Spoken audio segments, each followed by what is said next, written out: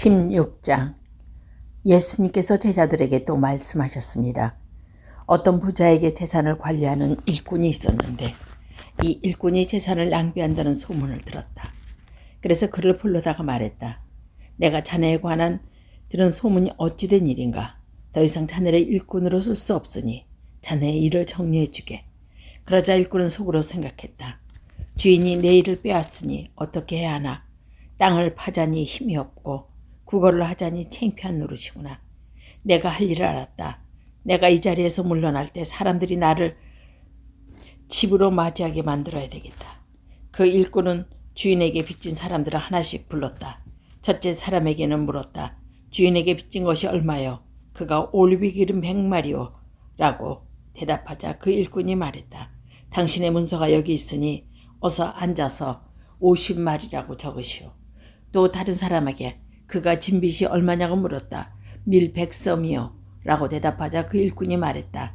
당신의 문서가 여기 있으니 80섬이라고 적으시오. 주인이 그 불의한 일꾼이 슬기롭게 행동하는 보고 그를 칭찬하였다. 이 시대의 아들들이 자기 일을 처리하는 데 있어서 빛의 자녀들보다 더 슬기롭다. 내가 너희에게 말한다. 불의한 재물로 친구를 사귀어라. 그러면 그 재물이 없어질 때 그들이 너희를 영원한 곳으로 맞아들일 것이다. 아주 작은 일에 충성한 사람은 많은 것에로도 충실하다. 아주 작은 일에 충실하지 못한 사람은 많은 것에도 충실하지 못하다. 그러므로 너희가 불의한 재물에도 충실하지 못하면 누가 참된 것을 너희에게 맡기겠느냐? 너희가 다른 사람의 것을 충실하지 못하면 누가 너희 몫을 너희에게 주겠느냐? 그 어떤 종도 그 주인의 두 주인을 섬길 수 없다.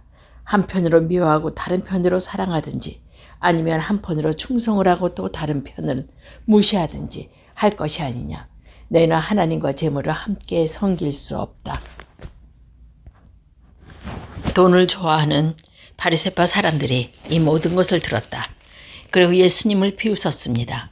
예수님께서 이들에게 말씀하셨습니다. 너희는 사람들 앞에서 스스로를 의롭다고 한다.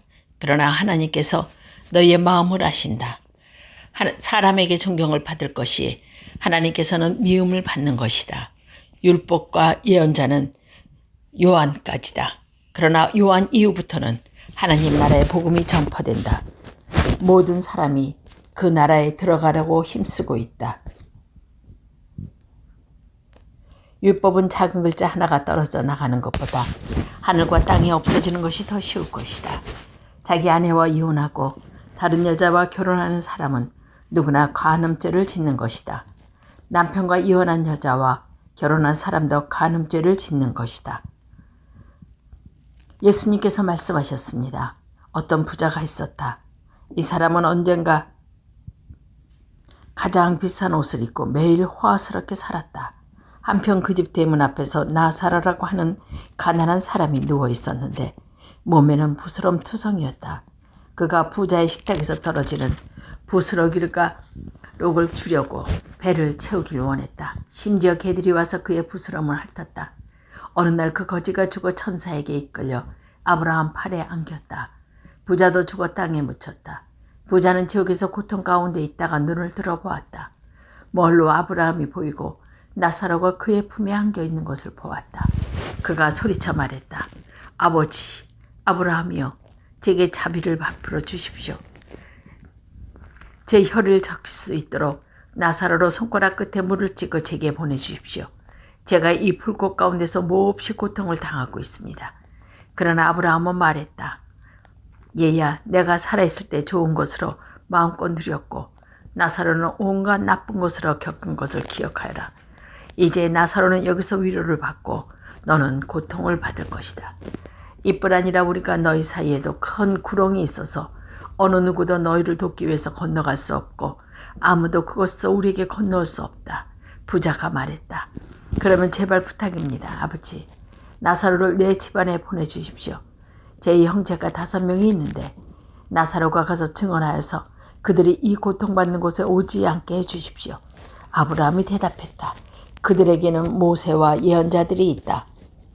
그들은 그 소리를 들어야 한다. 부자가 말했다. 그렇지 않습니다. 아버지 아브라함이여, 누군가 죽었다가 살아나 그들에게 가면 그들이 회개할 것입니다. 아브라함이 그에게 대답했다. 만일 그들이 모세와 예언자의 말을 듣지 않는다면 죽은 사람이 다시 일어나 그들을 믿지 않을 것이다. 17장. 예수님께서 제자들에게 말씀하셨습니다. 죄짓게 하는 일이 없을 수는 없다. 그러나 죄짓게 하는 사람에게는 화가 있다. 어린아이도 하나라도 죄짓게 하면 차라리 자기 목에 연자 맷돌을 달고 바다에 빠지는 것이 더 나을 것이다. 너희는 조심하여라. 만약 내 형제가 죄를 짓거든 책망하여라. 그러나 회개하거든 용서하여라. 만일 내 형제가 하루에 7번이라도 내게 죄를 짓고 그때마다 돌아서 잘못했다고 빌면 용서해 주어라. 사도들이 주님께 말했습니다. 우리의 믿음을 더하여 주십시오. 주님께서 말씀하셨습니다. 만일 너희에게 겨자씨만한 믿음이 있으면 이 뽕나무더러 뿌리가 펄펄 바다에 심겨라 해도 그것이 내 말에 순종할 것이다. 너희 가운데 밭을 갈거나 양을 치는 일을 맡은 종이 있는데 그가 밭에서 돌아오면 어서 이리 와서 앉아 먹어라 하고 말할 사람이 누가 있겠느냐. 오히려 종에게 너는 내가 먹을 것을 준비하고 내가 마시는 동안 허리를 동이고 시중 들다가 그 후에 먹고 마셔라 하지 않겠느냐. 시키는 대로 했다고 해서 주인이 종에게 고맙다고 하겠느냐. 이와 같이 너희가 명령받은 것을 다 행하고 나서 우리는 가치 없는 종입니다. 우리는 그저 해야 할 일을 했을 뿐입니다. 라고 말해야 할 것이다. 예수님께서 예루살렘으로 가는 길에 사마리아와 갈릴리 사이를 지나가게 되었습니다. 예수님께서 어떤 마을에 들어가시다가 10사람의 문둥병 환자를 만났습니다. 그들이 멀리 서서 목소리를 높였습니다. 예수 선생님, 우리에게 자비를 베풀어 주십시오. 예수님께서 그들을 보시고 제사장에 가서 너희 몸을 보여라 하고 말씀하셨습니다. 그들은 가는 도중에 몸이 깨끗하게 되었습니다. 그들 가운데 하나가 자기가 나은 것을 보고 돌아와서 큰 소리로 하나님께 영광을 돌렸습니다. 그러나 예수님의 발 앞에 엎드려 감사 기도를 드렸습니다. 그는 사마리아 사람이었습니다. 예수님께서 말씀하셨습니다. 10사람이 다 깨끗하게 되지 않았느냐? 그런데 9은 어디 있느냐? 이 이방인 외에는 하나님께 영광을 돌리러 돌아온 사람이 없단 말이냐? 그리고 그에게 말했습니다. 일어나 가거라. 내 믿음이 너를 낫게 했다. 바리새파 사람들이 하나님 나라가 언제 오는지에 대해서 물으니 예수님께서 대답하였습니다. 하나님 나라가 볼 수 있는 모든 것이 오는 것이 아니다. 또 보아라. 하나님 나라가 여기 있고 저기 있다 말할 수도 없다. 왜냐하면 하나님 나라가 너희 가운데 있기 때문이다. 예수님께서 제자들에게 말씀하셨습니다. 너희가 인자의 날을 단 하루만이라도 보고 싶어 해도 보지 못할 때가 올 것이다. 또 사람들이 보아라 여기 있다 저기 있다 하여도 그들은 너를 따라가거나 찾지 마라. 마치 번개가 하늘 이편에서 번쩍하여 하늘 저편까지 미친 듯이 인자도 자기 날에 그와 같을 것이다. 그러나 인자가 먼저 고난을 당하고 이 세대의 사람들에게 배척을 받아야 한다. 마치 노아의 시대처럼 인자의 날도 그와 같을 것이다. 노아가 배에 들어가서 가는 날까지 사람들이 먹고 마시며 장가가고 시집을 갔다. 그러다가 홍수가 나서 그들이 모두 멸망시켰다. 롯의 시대에도 이와 같은 일이 있었다. 사람들이 먹고 마시며 사고 팔고 심고 집을 지었다. 그러나 롯이 소돔을 떠나던 날 하늘에서 불과 유황이 피오듯이 쏟아져 모두 멸망당하고 말았다. 인자가 나타나는 날에도 바로 그와 같을 것이다. 그날의 지붕 위에 있는 사람은 집 안에 있는 물건을 가지러 내려가지 마라. 들에 있는 사람도 돌아가지 마라. 롯의 아내를 기억하여라. 누구든지 자기의 생명을 지키려고 하는 사람은 잃을 것이다. 그러나 자기 생명을 버리는 사람은 얻을 것이다. 내가 너희에게 말한다. 그날에 두 사람이 한 자리에 누워 있을 것이다. 하나는 데려가고 하나는 남겨둘 것이다. 두 여자가 같은 곳에서 함께 맷돌을 갈고 있을 것이나 하나는 데려가고 하나는 남겨지게 될 것이다. 그때 제자들이 대답했습니다. 주님, 어디에서 그런 일이 일어나겠습니까? 예수님께서 제자들에게 시체가 있는 곳에는 독수리들이 모인다 라고 말씀하셨습니다. 18장. 예수님께서 언제나 기도하고 희망을 잊지 말아야 할 것을 가르치기 위해서 제자들에게 비유를 말씀하셨습니다. 어떤 마을에 하나님을 두려워하지 않고 사람들을 무시하는 재판관이 있었다. 그 마을에 과부가 한 명 있었다. 그는 재판관을 찾아가서 말하였다. 내 원수를 갚아주십시오.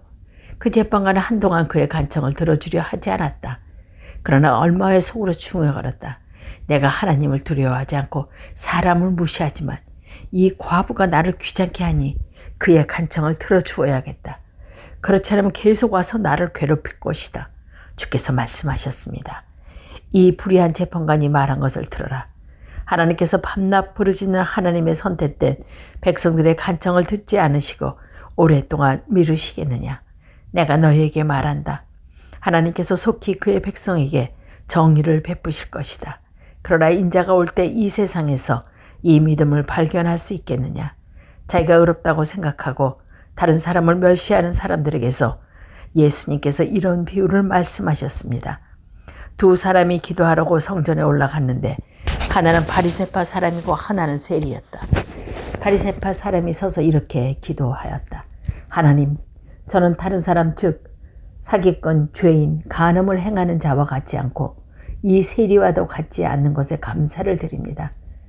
저는 일주일에 2번씩 금식하며 모든 수입의 11조를 바칩니다. 한편 세리는 멀리 서서 감히 눈을 들어 하늘도 보지 못하고 다만 가슴을 치며 말했다. 하나님, 이 죄인을 불쌍히 여겨주십시오. 내가 너에게 말한다. 이 사람이 저 바리새파 사람보다 의롭다고 인정을 받고 집으로 돌아갔다.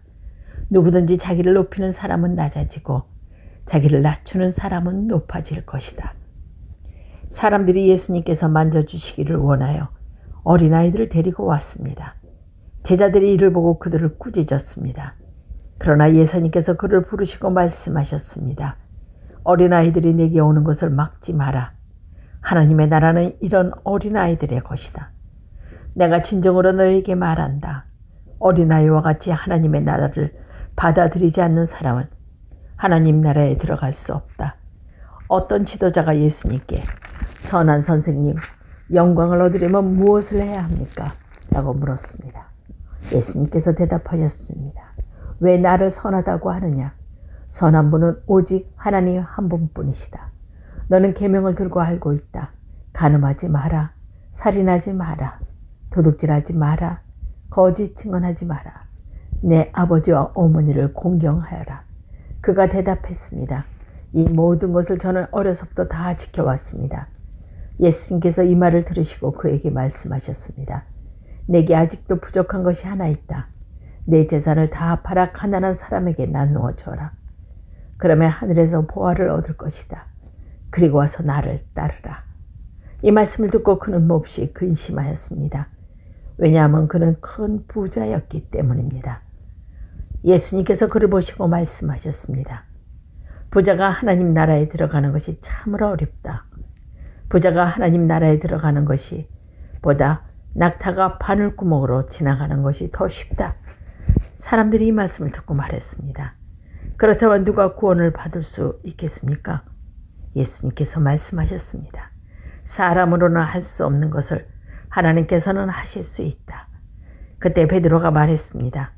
우리는 모든 것을 버리고 주님을 따랐습니다.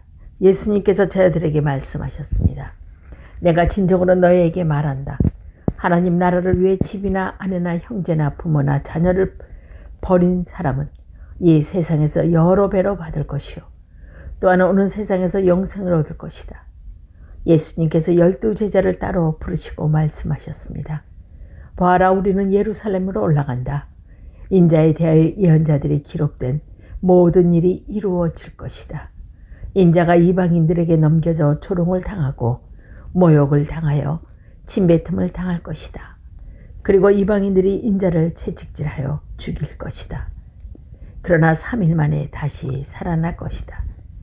그러나 제자들은 이 말씀을 하나도 이해하지 못하였습니다. 이 말씀의 뜻이 감춰져 있어서 제자들은 예수님이 하시는 말씀을 이해하지 못하였습니다. 예수님께서 여리고에 가까이 가셨을 때였습니다. 어떤 보지 못하는 사람이 길가에 앉아 구걸하고 있었습니다. 많은 사람들이 지나가는 소리를 듣고 그가 무슨 일인지 물었습니다. 사람들이 나사렛 예수님이 지나가신다고 말해 주었습니다. 그러자 그는 큰 소리로 외쳤습니다. 다윗의 자손 예수님, 제게 자비를 베풀어 주십시오. 앞서가던 사람들이 그를 엄히 꾸짖으니 조용히 하라고 했습니다. 그러나 그는 더욱 큰 소리로 외쳤습니다. 다윗의 자손이여, 제게 자비를 베풀어 주십시오. 예수님께서 걸음을 멈추시고 그를 데려오라고 명하셨습니다. 그가 가까이 왔을 때 예수님께 물으셨습니다. 무엇을 해주기를 원하느냐? 그러자 그가 대답했습니다. 주님, 다시 보기를 원합니다. 예수님께서 그에게 말씀하셨습니다. 눈을 떠보아라. 내 믿음이 너를 낫게 하였다. 그 즉시 그가 눈을 뜨고 예수님을 따르며 하나님께 영광을 돌렸습니다. 모든 사람들이 이것을 보고 하나님께 찬양을 드렸습니다.